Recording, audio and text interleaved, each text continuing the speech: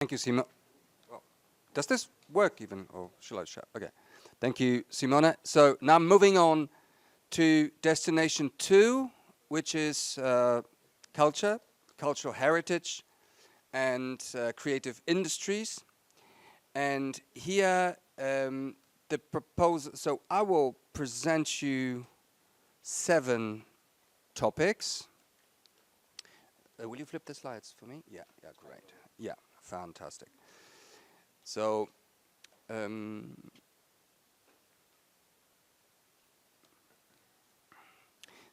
under culture and cultural heritage, the main focus is as on how culture and artists can contribute to good economy, to growing economy, to growth, to resilient economy. And secondly, how can culture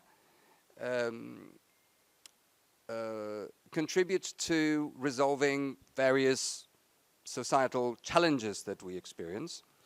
And the third overarching topic is how is technological development, technological advancement, notably the AI, impacting artists, creative industries, and the management of cultural heritage. So the first of the RIAs, the first Heritage 01, is about artistic intelligence. And that is about exploration, how the triad of art, science, and technology can help address pressing challenges that we experience and can help us boost soft skills among young people in education and in various manifestations of social life. So by soft skills we understand creativity, critical thinking, problem solving, and emotional intelligence. So how can integrating arts and creative practices enhance soft skills? And that is one option of focus of this, but researchers can choose focus 2, which is slightly more technical and which is about developing pilots and demonstration projects about emerging technologies such as vision language models, extended reality, crowd digitalization among artists. One interesting detail about this action is that it should include artists themselves, and there's a budget for it of third parties that are not members of the consortium may receive up to 60,000 euros to get engaged in the unfolding of the project, and that's destined towards artists and creative professionals. Number 2 is an innovation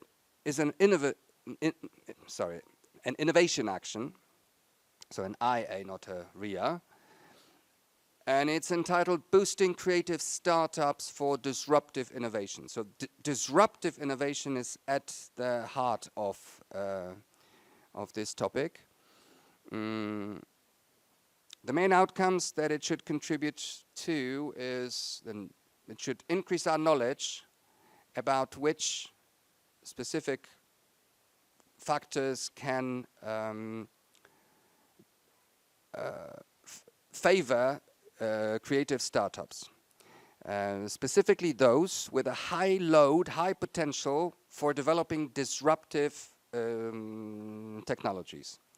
And it should cover various sectors. It should be cross-sectoral. Then it should be about methods, how to favor growth of such startups. And finally, it should present examples of creative startups, case studies maybe, how disruptive innovation can be made available. Then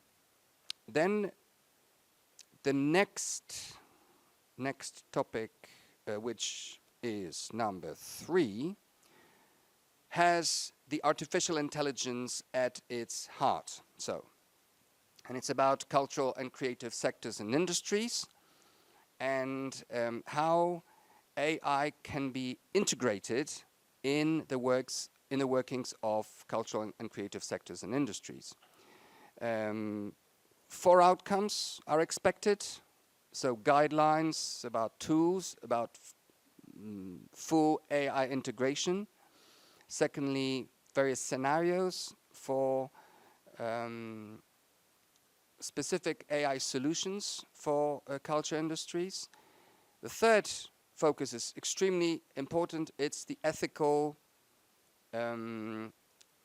AI-powered solutions that benefit cultural creators, so ethical AI. And then how can AI promote social well-being? So how well-being can be promoted through culture, through ethical AI mastery. There are 2 options, so that can be chosen. So either the project may develop scalable pilots for AI-enabled products across various value chains in cultural and creative sectors, or it may design AI-driven solutions that are inclusive and ethical for fostering cultural and linguistic diversity, which will enhance accessibility for youth, older people, people with disabilities, and those with special needs. Moving on to number 4, which is AREA. It's about the market in cultural and creative content. So we know that AI has a high disruptive potential for creators' copyrights, can easily disrupt value chains. AI has been already changing consumption patterns of cultural goods and is completely revolutionizing market dynamics and also royalty allocation, the benefits that artists may derive from cultural creation. So this is about the interplay of AI development and the market for cultural goods of the creative industries. Moving on, number 5 is about creative alliances, about global partnerships in cultural policies. We need more collaboration across borders. There is something intrinsically, where there is something inherently local to culture heritage. Culture is about identity, it's about territory, it's about language, it's about common history. So the protection of culture heritage and also culture policies are deeply rooted in those identities or in this locality. So which may be a barrier for effective management of culture across borders. So this is about creative alliances. The priority regions include non-European territories, Africa, Far East, Southeast Asia, Latin America. So this is the most global of a globally designed project among all the culture projects that we are presenting you today. Number 6 is another area, and it's about linguistic diversity in Europe and how we can safeguard it.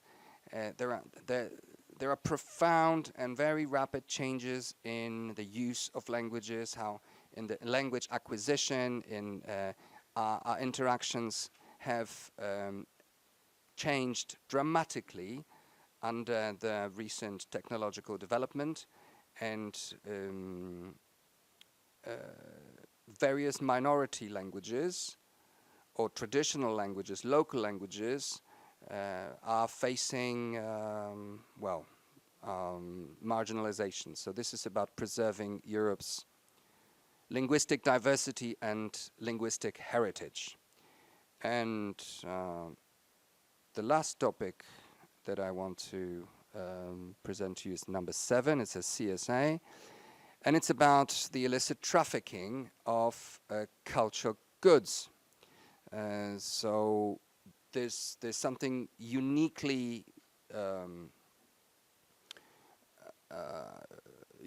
European about the need to coordinate illicit trafficking of cultural goods on a global continental European level. So Horizon Europe is a particularly adapted scheme to boost such cooperation. So when consortia build and form, they are by their very design international, and trafficking has a strong trafficking of cultural goods has a strong trans-border component.